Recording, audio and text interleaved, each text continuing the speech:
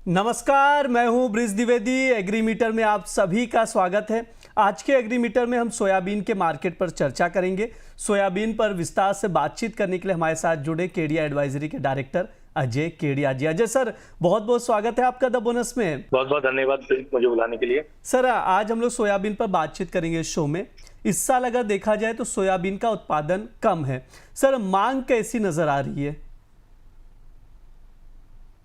देखिए, सोयाबीन में definitely prices के अंदर पिछले एक महीने में काफी अच्छी तेजी आई है। बट पहले भी हम देख रहे हैं कि 5,000 के ऊपर प्राइजेस बिल्कुल सस्टेन नहीं कर पा रहा है।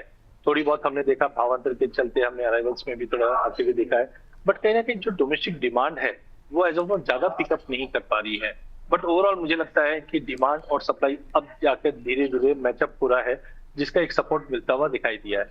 अगर हम भाव की बात करें तो रिसेंटली हमने देखा कि 5,000 का एक साइकोलॉजिकल लेवल टच हो जाता है, बट वहां पे जाकर डिमांड में थोड़ा सा एक स्टैग्नेंसी है।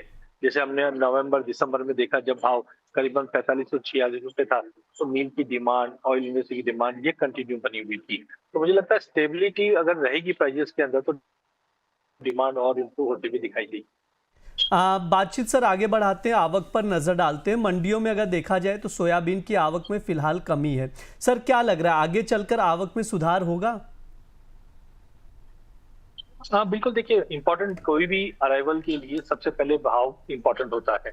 तो रिसेंटली हमने देखा कि जिस ढंग से भावांतर को लेकर एक उत्साहित बना था, उसका इंपॉर्टेंट बना हुआ है मार्केट में। जिस ढंग से हमने देखा अक्टूबर से लेकर जनवरी मिड तक भावांतर की जो अपडेट्स आए हैं, उससे प्राइजेस को एक थोड़ा बेनिफिट, अराइवल्स को बेनिफिट मिलता हुआ दिखाई दिया है। लेकिन अभी भी अगर आप देखेंगे टोटल मिला के मेजरली एमपी देखते हैं, तो यहाँ पे हमने देखा कि मंथ ऑन मंथ में गिरावट दिखाई दी है, क्योंकि जिस ढंग से डिमांड थोड़ी सी सबड्यूड थी, उतना ही इम्पैक्ट पड़ता हुआ दिखाई दिया है। ओवरऑल मुझे लगता है भाव में भी इंपॉर्टेंट है। जैसे जैसे भाव अगर यहाँ पे टिके हुए रहते हैं तो अराइवल बढ़ता हुआ जरूर दिखाई देगा। सर, थोड़ा सा एक्सपोर्ट डिमांड पर भी नजर डाल लेते हैं। सोया मिल की एक्सपोर्ट डिमांड आगे कैसी रह सकती है, सब बताइएगा, क्योंकि नवंबर में तो एक्सपोर्ट बढ़ा है। हाँ बिल्कुल, देखिए एक्सपोर्ट में नवंबर में थोड़ा बहुत इंप्रूवमेंट दिखा है, बट ओवरऑल सोया मिल के जो एक्सपोर्ट है वहां पे हमने 6% YOY ड्रॉप होते हुए देखा है। ओवरऑल अगर हम एक्सपोर्ट टोटल करें तो 11.33 लाख टन रहा है 12 के मुकाबले प्रीवियस ईयर से।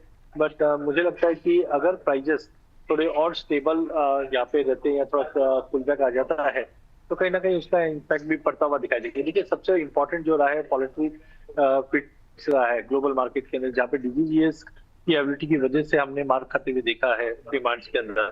बट अब मुझे लगता है कि जैसे जैसे ग्लोबल मार्केट में स्टेबिलिटी बन रही है, प्राइजेस को एक बेनिफिट मिलता हुआ दिखाई देगा।